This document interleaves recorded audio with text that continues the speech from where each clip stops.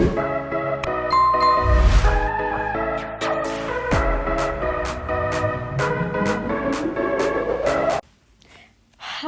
guys, how are you? I hope you're doing great. I'm Anna Sofia, and today I'm using this projectile motion simulation to check out how projectiles move. So, it is basically when you launch something in the air and how it flies.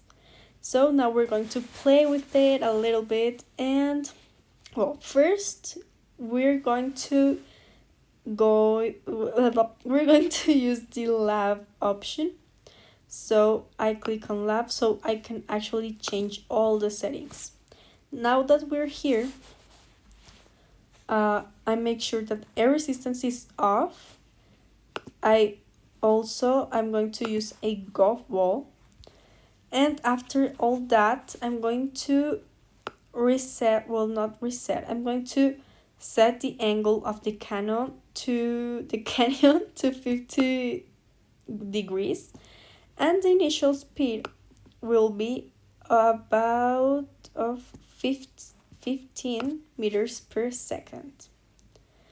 So now I'm going to press the cannonball and boom, that's actually so insane. I really love how this works. There it goes. It follows a nice parabolic shape, perfect parabolic shape that if you cut it in half, it will be the same if you fold it, like a parabola, because it is a parabola. This is what we normally see in projectile motion. Now, we wanted to get a range of about 15 meters, but it didn't. Whoa. It didn't. It went further, right? So we're going to play a little bit with the angle, and after playing with it, I discovered that the 70-degree angle was the best. So now I'm going to fire again the cannon ball. No, the golf ball. So, ta-da! As we can see, it actually reached our goal about a range of 15 meters, and it went higher, right? So, once I hit the target, I can use the SUVAT equations to calculate the time of flight, like how much it took to get the golf ball here, the range, about how much it traveled horizontally, and the maximum height. So I can use these formulas right here. I'm going to make them appear on the screen, and then I'm going to check my answers with this blue box right here. So what this blue box tells us is how much the time, range, and height is in every point of the parabola. So as we can see, the time it took to get to the max height was about 1.44 seconds. It has a range about 7.37 meters, and the max height is about 10.13 meters. And now when it reaches our desired point, the time it took was about 2.87 seconds. It had a range about 14.74 meters, that if you actually round up to two significant figures, it is 15 meters. And well, the height is 0 because it's touching the ground. So that's how we work with this blue box right here, and it actually matches my calculations. So now we're going to change to a cannonball. I'm going to erase all this. And we're going to do the same trajectory. Same angle, same speed, and it will actually look the same. Because without air, mass doesn't matter without air. And we can see it with, again, with the golf ball. Look. It didn't change. And we can see the same with a pumpkin.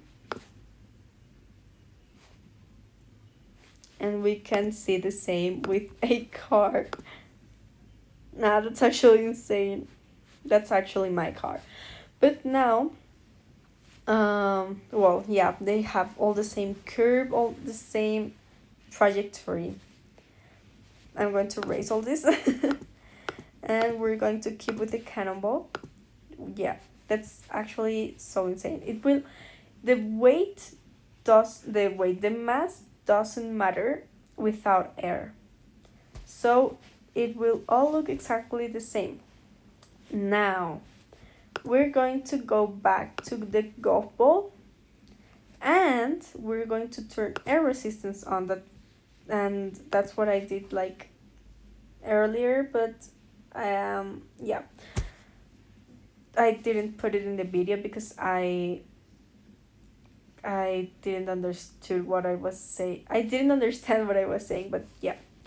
So, well, first we're going to see again the trajectory without air resistance. And now, with air resistance, I think the ball will go lower and it will be shorter because air resistance is basically a force that pushes against the object moving through the air. So when something moves fast, like the cannonball or the golf ball that we're seeing here, the air molecules collide with it and that slows it down. So when the object is, well, the faster or the bigger the object is, the more air resistance it feels. So here in projectile motion, the air resistance makes the path shorter and lower. Shorter about getting a shorter range, and lower meaning it will not have the same max height as if with air resistance. So heavier objects are affected less because they weight greater weight. No, what? They weight much more compared to the air pushing on them. So I'm going to test it and let's see. I think it will go lower and shorter. So yeah, I was right. The curve is smaller and it falls away sooner. So we're going to compare them. And the time was about 2.81 seconds and the time of the one without air resistance was about 2.87 seconds. And the max height was now about 9.7 meters. And the range was about 13.75 meters, 1 meter less. So now it is time for the cannonball again. I'm going to erase this. Oh, no. So we're going to test it with and without air. Without air, we have seen it. It's a beautiful parabola. And now without air resistance, we're going to test it. But my guess is that air won't affect as much because a cannonball is heavier than a golf ball. So let's test it. Yeah, I was actually right. It barely changes. So we can actually see that the heavier the object, the less air resistance affects it. So I wanted to see how speed changes the height also. So I was like testing with another speeds like 10 meters per second, 20 meters per second, and see, it actually changes a lot. Oh my god. It actually changes a lot. And yeah, more speed, more height. This was 10 meters per second and this was 20 meters per second. So if bigger the speed, bigger the height. And well, in general, the simulation is super cool. Well, the simulator is super cool to help visualize projectile motion. And well, that's it. I hope you liked it.